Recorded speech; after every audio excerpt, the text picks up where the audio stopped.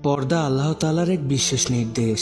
ইহকাল ও পরকাল উভয় সময়েই এর সুফল পাওয়া যাবে।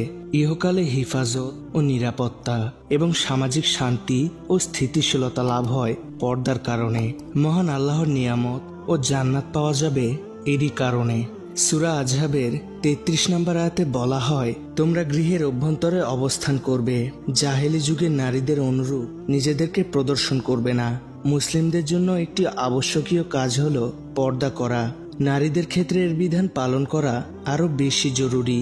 বর্তমান সময়ে কিছু কিছু নারীদের ক্ষেত্রে পর্দা করা নিয়ে বেশ গড়িমসি ও আলসেমি লক্ষ্য করা যায়, যেটা মোটেও কাম্য নয়।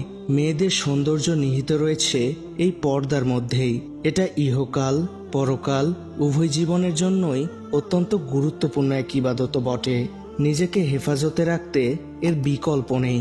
মুসলিম মহিলাদের ক্ষেত্রে পর্দা করা একটি ফরজ আইন এবং মহিলাদের নিরাপত্তার অংশ হিসেবে বলা হয়েছে। পর্দা সাধারণত দুটি ক্ষেত্রে ব্যবহার করা হয়: মহিলাদের শারীরিক বিচ্ছিন্নতা এবং শরীরকে আবৃত করার প্রয়োজনীয়তা, যাতে মহিলারা তাদের ত্বক এবং রূপকে গোপন করতে পারে। পর্দা ইসলামের গুরুত্বপূর্ণ বিধান। কোরআন মজিদের কয়েকটি সূরায় পর্দা সংক্রান্ত বিধান দেওয়া হয়েছে। পর্দার বিষয়ে আল্লাহ তাআলা সকল শ্রেণীর ঈমানদার নারী পুরুষকে সম্বোধন করেছেন। নবী সাল্লাল্লাহু আলাইহি ওয়াসাল্লামকে আদেশ করেছেন তিনি যেন তার স্ত্রীদেরকে, কন্যাদেরকে এবং মুমিনদের নারীদেরকে চাদর দ্বারা নিজেদেরকে আবৃত রাখার আদেশ দেন।